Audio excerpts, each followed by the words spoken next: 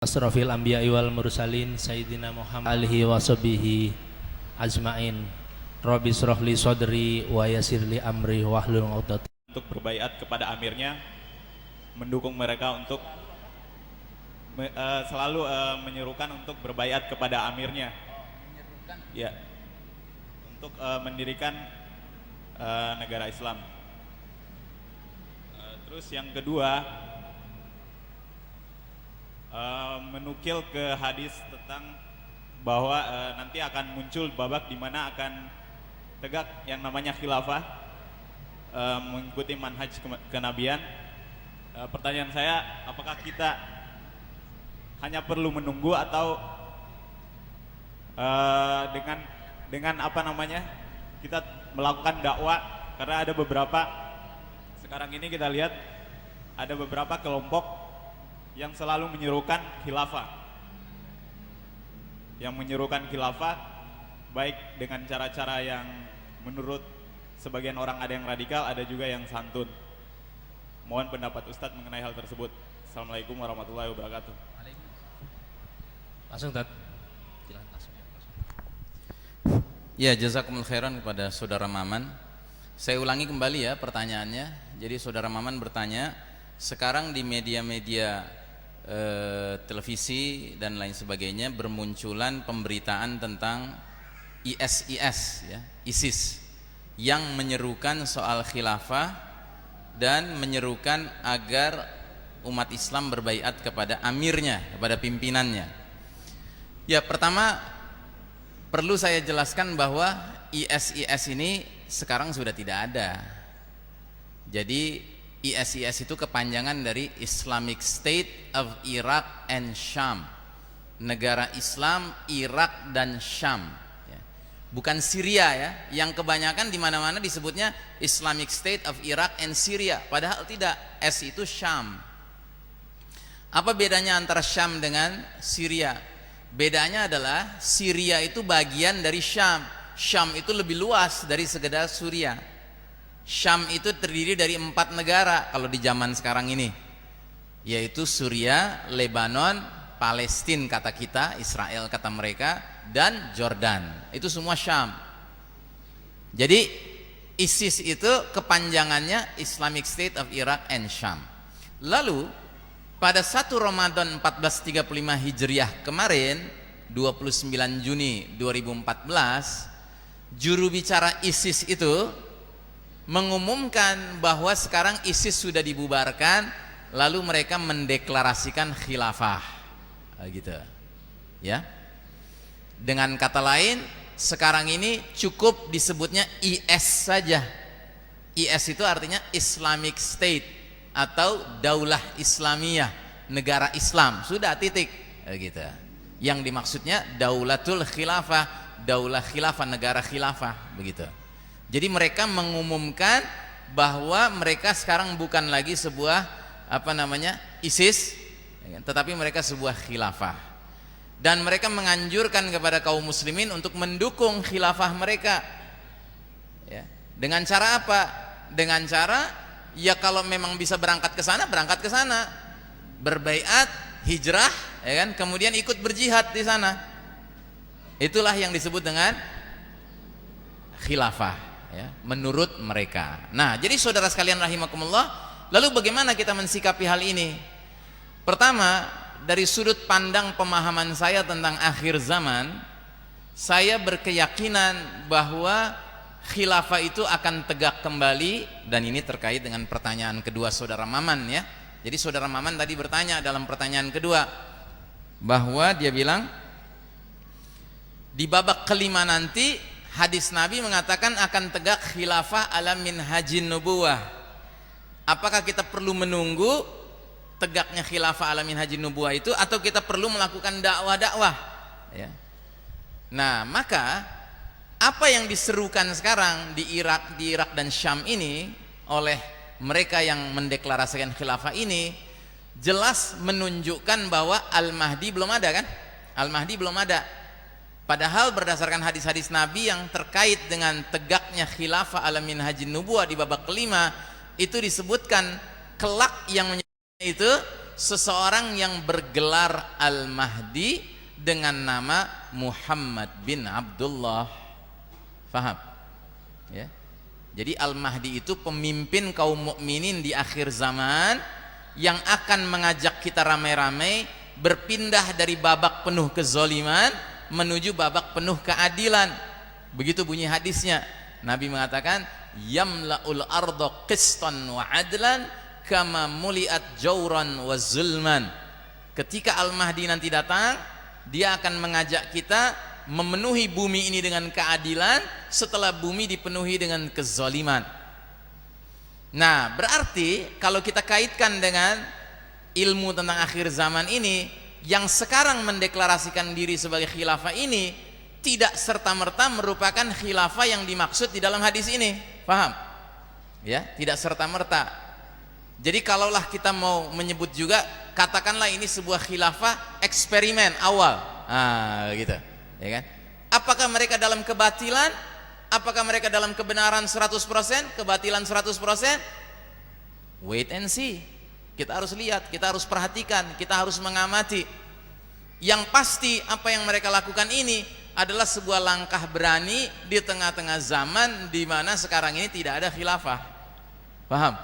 Ya. Jadi ini sebuah ijtihad, ya, yang berani untuk eksperimen menegakkan khilafah. Maka saya, kalau ditanya pendapat saya, jawaban saya tegas dan jelas. Buat saya, yang tidak boleh ada keraguan kita berbaiat dengannya jika Al-Mahdi sudah muncul. Kalau Al-Mahdi belum muncul, Anda mau berbaiat kepada selain Al-Mahdi sebelum itu, silahkan. Anda nggak mau berbaiat juga, silahkan. Yang penting masing-masing pihak yang memutuskan mau berbaiat atau tidak berbaiat, faham konsekuensinya. Nah, diantaranya kan mereka mengatakan, barang siapa yang tidak mau berbaiat, dia akan terkena hadis Nabi yang mengatakan, siapa yang meninggal sedangkan tidak ada baiat dalam dirinya, dia mati jahiliyah. Itu benar hadisnya. Tetapi sekarang yang jadi pertanyaan, apakah Anda termasuk orang yang sudah yakin 100% bahwa khilafah ini di dalam kebenaran? Kalau sudah, silahkan berbaiat. Tapi kalau Anda masih punya catatan-catatan, ya Anda berhak untuk menunggu dan melihat perkembangan selanjutnya. Ngerti? Ya? Ya, karena kita ini umat yang harus menggunakan akal kita. Tapi yang pasti, kalau Anda tiba-tiba disuruh mengikuti apa yang sekarang diumumkan di media massa, wah ini batil, ini sudah jelas khawarij, ini sudah jelas takfiri dan sebagainya, dan Anda ikut-ikutan seperti itu, ya namanya Anda selama ini bukan ikut Quran, tapi Anda ikut koran. Kita mau jadi umat ahli Quran apa ahli koran? Kalau kita ahli Quran, kita gunakan Al-Quran sebagai alat menilai. Tapi kalau mau jadi umat ahli koran, ya ikut aja apa kata koran. Koran bilang ini ekstremis, radikalis, ini teroris, Anda ikut juga nyebutnya teroris. Jangan lupa, musuh-musuh Islam itu belajar tentang Islam, belajar tentang akhir zaman, berarti mereka belajar tentang Al-Mahdi. Maka boleh jadi ketika nanti Al-Mahdi muncul, mereka juga akan menuduh Al-Mahdi sebagai teroris. Nah, Anda mau di posisi mana? Ikut menuduh Al-Mahdi sebagai teroris?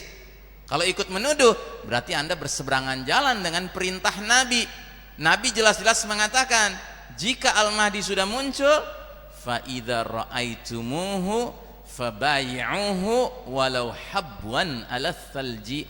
Bila kalian sudah melihat kehadiran Al-Mahdi, berbaiatlah dengannya walaupun harus merangkak-rangkak di atas salju. Maksudnya, betapapun sulitnya keadaan, Anda harus bergabung dengan barisannya. Gitu. Nah, maka saya berhusnuzon kepada Allah, bersangka baik kepada Allah bahwa apa yang berkembang di Syam dan Irak sekarang ini dengan fenomena yang dulunya namanya ISIS sekarang menjadi khilafah, sekurang-kurangnya ini adalah cara Allah mentarbiah kita umat Islam untuk bersiap-siap menghadapi Al-Mahdi.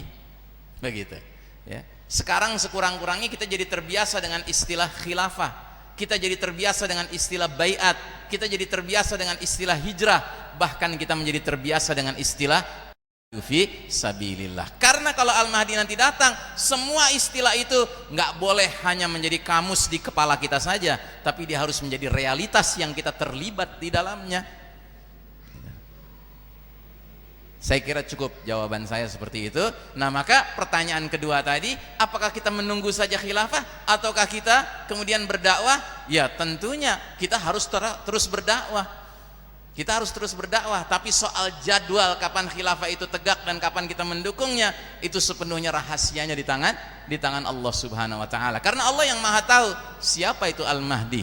Sebab jangankan musuh-musuh Islam, jangankan sembarang umat Islam, bahkan laki-laki yang namanya Al-Mahdi itu saja nggak tahu kalau dirinya Al-Mahdi sampai akhirnya dia dibaiat paksa di depan Ka'bah. Ini ada pembahasannya khusus ya. Mungkin suatu ketika saya akan membahas di sini tentang menyambut tampilnya Al-Mahdi. Nah, jadi Al-Mahdi itu sosok laki-laki yang bahkan dirinya sendiri tidak tahu kalau dirinya bakal ditunjuk Allah jadi Al-Mahdi. Kenapa demikian? Karena Allah punya cara untuk memelihara Al-Mahdi. Kalau seandainya Al-Mahdi jauh-jauh hari sudah tahu dirinya Al-Mahdi, lalu terdeteksi oleh orang lain termasuk musuh, pastilah musuh akan berusaha membunuhnya jauh-jauh hari sebelum jadwal pembaiatan. Jelas? Ya, wallahu a'lam bissawab. Baik Ibu, silakan Bu. Sebutkan namanya.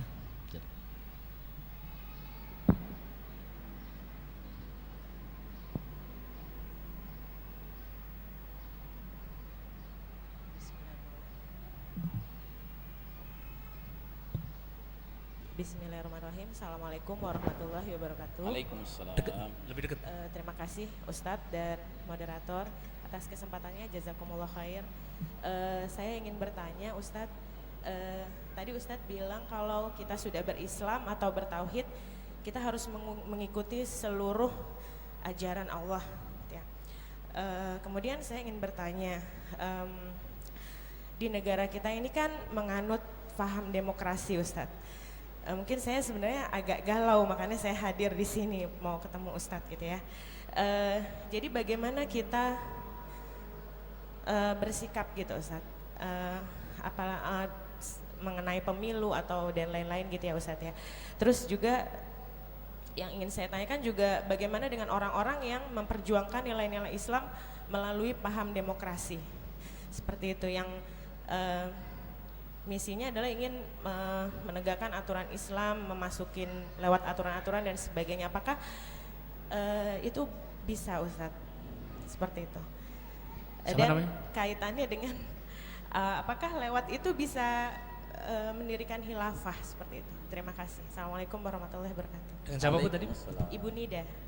Ibu Nida. Iya, terima kasih. Silakan Tat. Ya, terima kasih Bu. Pertanyaannya sangat baik sekali. Jadi saya ulangi, ibu ini bertanya. Tadi kata Ustadz, kalau kita sudah bertauhid, kita harus mengikuti seluruh ajaran Allah Subhanahu wa taala. Padahal di negeri ini yang dipakai adalah demokrasi. Nah, bagaimana itu? Ya kan? Ya, jawabannya adalah kita selalu berusaha untuk menjalankan apa yang menjadi tuntutan Allah dan Rasul-Nya. Itu ciri orang beriman. Orang beriman itu dalam semua gerak-geriknya dia selalu berusaha mengembalikan urusannya kepada Allah dan Rasul, kan begitu? Ya. Nah, jika dalam realita kita menghadapi sebuah keadaan yang mengharuskan kita untuk tidak mengikuti Allah dan Rasul-Nya, apa yang bisa kita lakukan? Yang bisa kita lakukan adalah pertama, jalankan terus apa-apa yang Allah dan Rasul-Nya perintahkan kepada kita sejauh kemampuan kita. Sementara mana-mana yang sebenarnya tidak sesuai dengan Allah dan Rasul-Nya, ya tinggalkan. Selesai. Kira-kira begitu. Ya. Kalau gitu kita tinggalkan demokrasi. Iya, tinggalkan. Kalau seandainya kita mau sabar sedikit saja, akan datang harinya bahwa sistem demokrasi ini masuk keranjang sampah sejarah. Tinggal masalah waktu saja kok, ya kan? Ketika Allah nanti sudah mentakdirkan Al-Mahdi muncul, barisan umat Islam terbentuk, ya kan? Kemudian jihad berlangsung di bawah naungan pertolongan Allah Subhanahu wa taala, karena pasukan Al-Mahdi itu disebut sebagai Taifah Mansurah, kelompok yang terus-menerus ditolong Allah taala, maka tinggal masalah waktu saja sistem demokrasi ini bakal masuk tong sampah sejarah, gitu. Kan aneh, udah tahu bakal masuk tong sampah sejarah, kita ikut mau berjuang lewat situ. Ya, yang bener aja. Kalau kita mengerti Islam, mestinya kita tidak memperjuangkan Islam kecuali dengan cara Islam, bukan dengan cara lain. Karena bagaimana cara lain bisa mengantarkan kita kepada Islam kalau cara itu sendiri sudah menyuruh kita keluar dari Islam dulu. Dengan cara apa? Dengan cara kita mengakui ada selain Allah yang boleh nyusun hukum, nyusun aturan. Siapa mereka? Manusia. Dan manusianya itu kadang-kadang artis lagi. Gitu. Kan aneh. Terus kita pilih, kira-kira Tuhan yang mana saya pilih ya, yang paling cantik Tuhannya. Gitu. Kok nyebutnya Tuhan? Ya karena dia nanti berhak nyusun hukum, padahal hak menentukan hukum hanya milik Allah Subhanahu wa taala. Allah berfirman dalam surat Al-Maidah, Al-An'am ayat 57, silakan dicatat, saya ulangi, Al-An'am ayat 57. Allah taala berfirman dalam ayat tersebut, inil hukmu illa lillah. Hak menetapkan hukum hanya milik Allah Subhanahu wa taala. Atau surat Yusuf ayat 40, surat 12 ayat 40, bahkan di ayat ini jelas-jelas Allah sedang berbicara tentang perilaku orang-orang musyrik. Kata Allah, orang-orang musyrik itu mengambil nama-nama selain Allah yang mereka sembah, padahal Allah nggak pernah memberikan alasan untuk menyembah nama-nama itu. Tiba-tiba Allah bilang, inil hukmu illa lillah. Hak menetapkan hukum hanya milik Allah.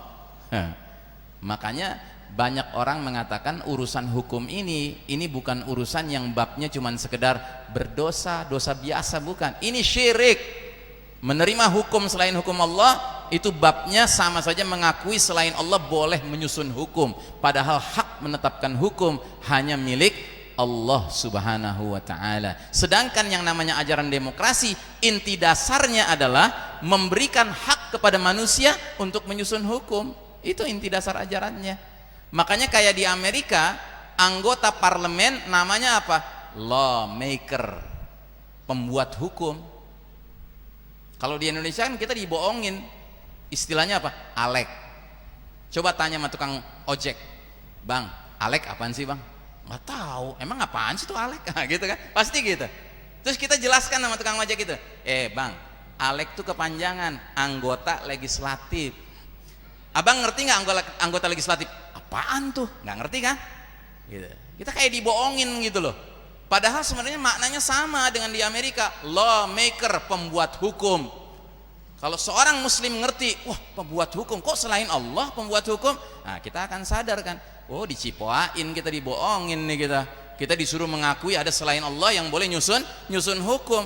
Terus di sana beradu deh tuh antara yang kafir, yang muslim, yang ngaku muslim gitu kan, kemudian yang macam-macam sekuler gitu, beradu ya kan. Makanya akhirnya semuanya sifatnya aturan yang kompromi gitu antara hak dan batil. Dalam Islam nggak ada begitu. Kalau dalam sistem Islam, majelis syura, dewan syura itu nggak ada lagi diskusi tentang mana yang halal, mana yang haram, udah selesai semua. Yang ada adalah diskusi, ini hukum Allah, mari kita coba jabarkan hukum Allah ini berlaku di masyarakat seperti apa. Nah gitu, udah selesai. Tapi kalau di dalam sistem dunia sekarang ini kan, di sono itu di tempat gedung itu yang mereka dapat gajinya gede itu, ya kan, kerjanya adalah berantem gitu kan. Boleh nggak homo? Nggak boleh. Boleh nggak boleh? Voting, ya kan. Kalau banyak pendukung homonya, jadi homo deh di negara ini. Boleh homo, laki nikah sama laki, gitu. Jadi kebenaran ditentukan oleh banyak sedikitnya tangan yang begini, ya kan. Islam nggak mengenal itu. Islam mengenal al-haqqu min rabbika fala takunanna minal mumtarin. Kebenaran datangnya dari Rabb kamu Allah Ta'ala, jangan termasuk orang yang ragu. Biar kata yang teriak-teriak kebenaran cuma 2 orang, yang lain semua bilang itu batil gitu kan, kita bilang itu benar. Biar kata yang teriak-teriak kebatilan itu banyak, ya kan, kita tetap bilang itu batil kalau di mata Allah batil. Biar kata yang teriak-teriak oh ini benar gitu, padahal dia batil di mata Allah, kita katakan itu batil. Ya, Islam tidak pernah mengajarkan kita jadi orang qasidana wa firlana ma mato ya wasi'al karami ya rabbi bila mustafa baligh maqasidana waghfir lana ma mato ya wasi'al karami.